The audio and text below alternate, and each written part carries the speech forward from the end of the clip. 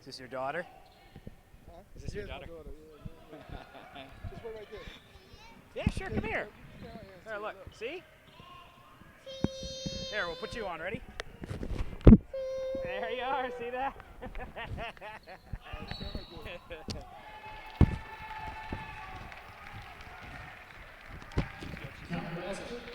We're family programming, so.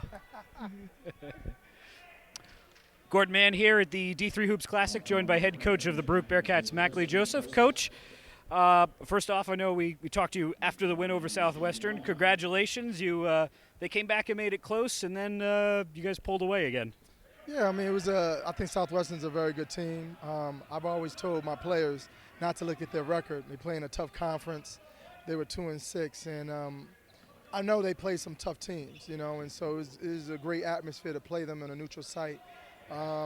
They play a lot like us, up-tempo, transition, like to press. So I thought it would be a good matchup. I thought what helped us was our depth on our bench. Right. Kristen Potlovitz coming in, hitting some big shots. You had, Kiara Johnson. We had some bodies that was able to come in and just kind of was a spark for us today, and it was a big key for our run in that second half. We just got to get better with being up 10 and kind of go on cruise control. Well, one of your assistants said to me, we're finally at full strength in terms of a rotation, and we saw that today. You rotated a lot of bodies out there. So what's the difference between what we saw today and what you would have had, say, at the start of the season against Del Val or Lev Val? What's the difference in terms of your rotation? I would say there's about 4 players that didn't play against Del Val and Lebanon. And I thought being down that many players, especially against Lebanon, would really hurt us, because they're deep. They go 10 deep. You know what I'm saying? So, the timing is good that they're all back. Everybody's at full strength, no injuries. Keep your fingers crossed that we could kind of keep it rolling. I know Ohio Northern is going to be deep as well. But we look at this as like a great test for us to see, where we'll be come tournament time. We're also joined occasionally by Machli's daughter here, who's just out of your frame. Coach, we know this is a program, and what you're looking to do is to take this program to the next level. So you guys are the dominant program in the Cognac. You get in the NCAA tournament regularly. That next step, I think, is wins in the tournament on a consistent level, or wins over a team like Ohio Northern. How do you take that step? Well, yeah, like you said, that's the next step. I mean, this is my comparison. I look at us, I compare us to like Division Ones, right? Sure. We're like the team out of the Northeast Conference. Okay. Ohio Northern is the team as like out of the Big Ten. Right. And so how do you beat a team, a successful team in the lower league versus a team like that?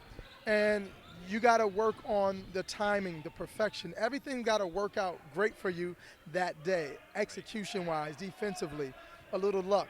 Right. We play Ohio Northern like 10 times. They probably beat us 7 out of the 10. So we're hoping that we can kind of focus that Sunday afternoon game of executing, doing everything as perfect as possible to be able to beat such a great team. Because, that's how I kind of make my comparisons. We're that small school, like you said, in CUNY. Maybe that St. Mary's of California? St. Mary's of California, make a run, win a game or two, and now you're saying, all right, anything can happen, right? So, that's how we look at ourselves. I think we've had great opportunities in the past. We've been good enough to win a game. Right. We've always talked about getting to the Sweet 16 and maybe, you have another good day and now you're in the Elite 8, take it one game at a time. So, but depth is important. I think we have the depth to make the run, and we're going to use these 2 days or these 2 games as a tournament setting to see, how we do and where we're going.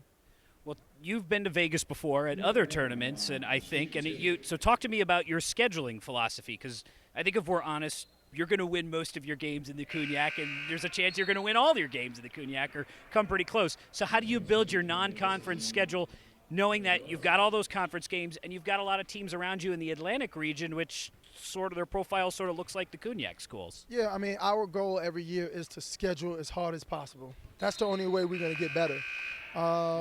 So coming out here to this classic was an opportunity. Lebanon Valley, we have FDU in a couple of weeks. Right. They're on fire.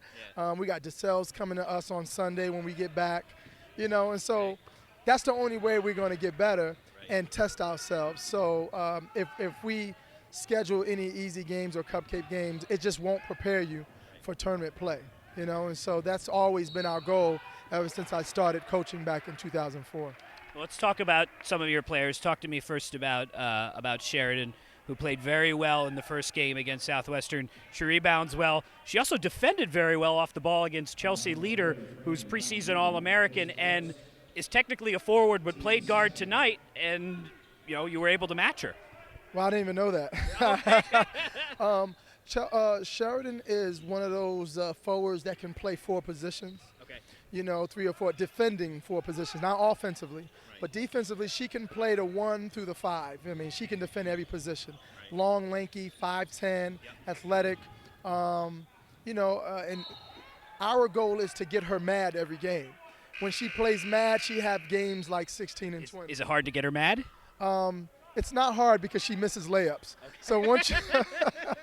So once you kind of yell at her a couple of times for missing, you'll see her turn into the Incredible Hulk, and then now we know she's going to have a good day because she just plays crazy, and so that's our goal with her. So she's a good fundamental player that we got out of Poughkeepsie, New York. Peekskill, home of Elton Brand, if you didn't know that. I did know that. Same high school, so, So now she'll be 1,000 rebounds when she finishes here, but she plays within herself. Right. You'll never see her do anything outside of her game. You have a lot of players who sort of match that profile. Lanky, can obviously defend a lot of positions, energetic rebounders. Do you look for that and recruit that? Last couple of years we did. Okay. We started looking for pieces, not looking for scorers or people that were strong in one area, but try to find more length on the floor. I mean, in past years, we would be so small that we get killed in the post, and especially NCAA tournament play. So now, when you have some length on the floor, you're getting deflections, you're able to switch more on defense, you're able to do some gimmick defenses with more length on the floor, and so it's helped us out. One of the other players who's long and also from far away, you have a player from Bangalore, India. Now, I think she played her high school ball in New York City, didn't she? Yeah. So tell me how you found Ashika. Ashika was like the 14th man on the bench at Christ the King High School. Okay. So if you know any history about Christ the King, yes. Tina Charles and some of the greats that come out of there, she wasn't playing. At 6 feet, I kind of went to see her, and obviously we can't. Did you see much of her? Did she play enough in the game for you to evaluate her? I saw her in the layup line. Okay. She looks good. It looks good uncontested from 2 feet out. Layup line, she was like the best player on the floor. And she had an interest in Baruch because of the academics. Right. It was just a good fit. Right. And but she's only played really a year of basketball. Okay. She's naturally a volleyball, and she's played other sports in India. So she has a lot of potential. We just got to kind of groom her and get her, thinking more basketball and being more fundamentally sound in that game. We'll get you out of here on this. We always ask the teams, what are you going to do besides basketball while you're here in Vegas? You've got a day off, so your next game is on Sunday. We're recording this on Friday. What are you going to do on your off day? Couple things I got to gamble. Okay. I was telling my assistant, he was teaching me a little bit about the games. Okay. So I don't know, maybe do something with that. My wife is here, so she probably have some plans as well. But we're just gonna enjoy it. Yesterday was just sleep day, just trying to catch up on the time. Enjoy it as much as possible. Win or lose, we gotta enjoy our time out here. Well, thank you very much. He's Machli Joseph. We'll be back with more in just a bit.